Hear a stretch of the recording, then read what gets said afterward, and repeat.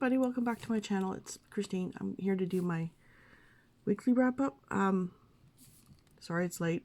We've been sick. We got a stomach bug and it's just been nasty. My son caught it and gave it to us, so it's still kind of going through both of me and my husband. It's just holding on. So I finished 4 books last week. If I can, I will try and put pictures. Yeah. So, because all of the ones physical that I had to read are back at the library. I had to bring them back. Their due dates were bad. So, the first one I finished was the Quintessential Quintuplets, book 13. Yeah, I gave it a 4. It's my son's favorite manga. It's his favorite anime show. Like, I wouldn't say anime show, but you get my drift. It's my son's favorite. He's obsessed. He's got the figurines. He loves it. So he's been bugging me to read it. I have 1 more book left. And we've been watching the show as I've been reading the books. I was supposed to have read these when I had my surgery. So, yeah, it's about 5 quintuplets that need a tutor to pass their schooling. And one of them eventually marries the tutor. The tutor is the same age as them. It's not an age thing. The tutor is the same age as them. So, there's that one. Then I finished All is Fair in Love and War by Virginia Heath, and it was book 1 in the Miss Prentice's Proteges. She is a former military daughter, but it's because of her stepfather, because her mother died when she was younger. And she becomes a governess. And she's at this home, Miss Prentice's home, who teaches people to be governesses. And she's the last one out of everybody to get a job. She cannot pass interviews at all. So this captain desperately needs a governess because his sister has dropped her 3 kids and a big dog off at his house, and he's a captain in the Admiralty, and he doesn't have time. So he's a very cut and dried man, and she is not. So they butt heads. Yeah, I did like the way it ended because it ended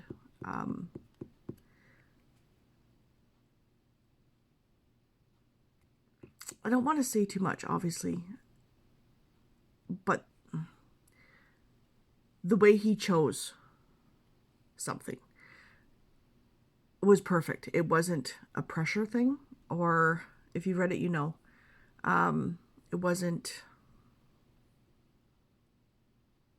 giving up something to have something else. Yeah. So there was that one, and then I read what was the other one? A Herring Without Mustard, I think it was, by Alan Bradley. It's book 3 in the Flavia de Luce series. I gave that a 3 because she's an annoying little... they call her precocious. I call her a Miss Know-It-All. She's 11 years old. But the thing that bothered me, and it is after World War II, the thing that bothered me is she was actually finding evidence and hiding it to do her own experiments on it instead of bringing it. She really wants to be acknowledged by the policeman investigating, and she's anal about it. It really irked me, this one, because it was so bad that she desperately wanted to be acknowledged on figuring stuff out, but she was hiding evidence. Yeah, so yeah, she's annoying. And then the other one I finished was The Rake by, who was it?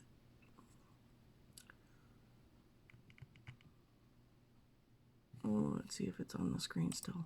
Yep, Suzanne Enoch. and it's book 1 in Lessons in Love. I gave it a 5. I absolutely loved it. She is a woman who is scorned. It's a historical romance. There was a bet 6 years previous that he could get her stalking.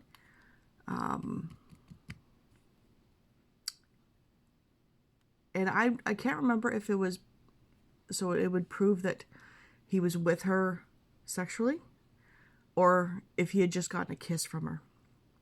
But it never came out. She thought she was ruined, that she couldn't marry, so yeah. So fast forward 6 years later, her and her friends decide to teach certain men lessons in how to treat people. So yeah, I was reading this one at the same time as All's Fair in Love and War, and their nicknames were the same. The girl in the All's Fair is Georgina, and the girl in here is Georgiana, but they both went by Georgie. So it was kind of, I don't usually read the same types of books at the same time. Like, I don't usually read 2 historical romance. I don't, or 2 cozy mysteries. I read 1 of each, so I can keep the story straight. And I did keep the story straight, but it was kind of, it would take me a few minutes to realize which one I was reading. So that is that. Well, yeah, I loved it. I loved the characters. I loved the writing. I loved the way things were dealt with. Just, yeah. So I finished that. Now, I am currently reading New York 2140 by Kim Stanley Robinson, and it's for challenges. I am immersive reading this one. I'm finding it easier to get through if I'm listening to it at the same time, because this one is so dry. It is so overdone.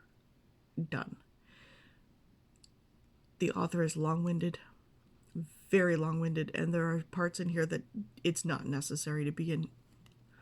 But essentially, the second pulse has happened. It doesn't really explain what it was. It's just New York in the year 2140, after the ice caps have melted.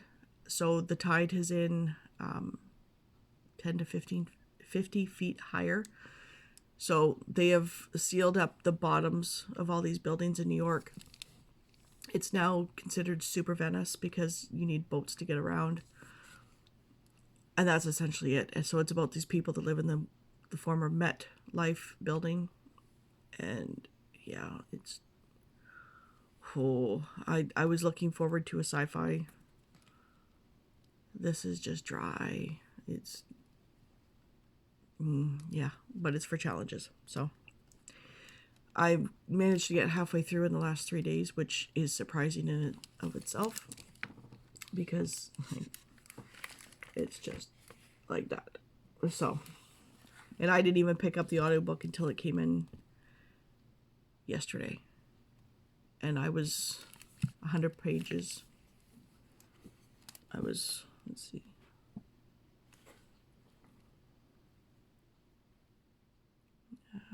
No.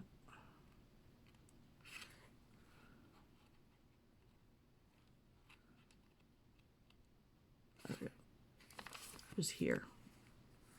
So I got this read yesterday by listening to part of it at the same time. But yeah. So, and then I'm also reading Fangirl Down by Tessa Bailey. I'm loving it. So I'm making myself read this. This is how I get through things. I make myself read the one that I'm not really interested in and get to a certain point, and then I pick up what I am interested in, because it gives me something to work for. But I'm loving the diabetic aspect in here. She's type 1 diabetic, and I'm type 2. So it's nice seeing the representation.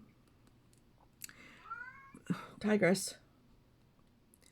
Oh, she'll cry and cry until she settles down. He's a golfer he's a bad boy golfer. So he walks off. She's his number 1 fan.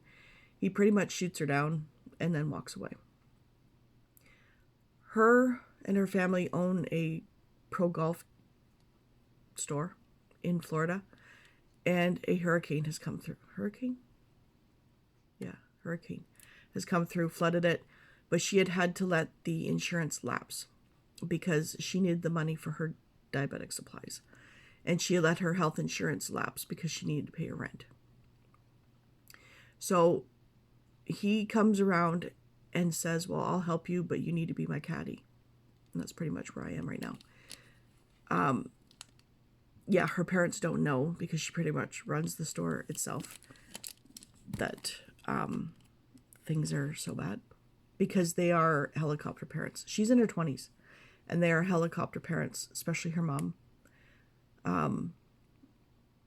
Because yes, while certain things make your diabetes go out of whack, you can still do stuff. So that's the issue with them. What I'm going to probably pick up is book 14, the last one in the quintessential quintuplets. So we can finish watching the show and the movies. Yeah, so there's that one. These two, they are for challenges, but they're also getting close to their due dates, like final due dates. Can't renew anymore. A Holly Jolly Diwali by Sonia Lally. I really don't know much about it. It's a romance. And The Wife Between Us by Greer Hendricks and Sarah Pekkanen. Again, I was supposed to read this a while ago. Didn't get to it, so yeah. So that is it for currently reading updates, life. We still don't have a car, so we're still borrowing my son's. His needs to be fixed, so we need to get a car. Income tax came in, they took $1,300 away from me, so yeah, I don't know what we're gonna do. I really don't. Because the ones that they have at the dealership that I have credit at are too new, so we don't want to take on that much debt. We will if we have to, but my husband needs a truck more than I need a car, and he can't really do his job in a car because of his tools. He needs a ladder rack, so he needs a truck more than I need a car right now. And the dealership that I deal with doesn't get too many trucks at all.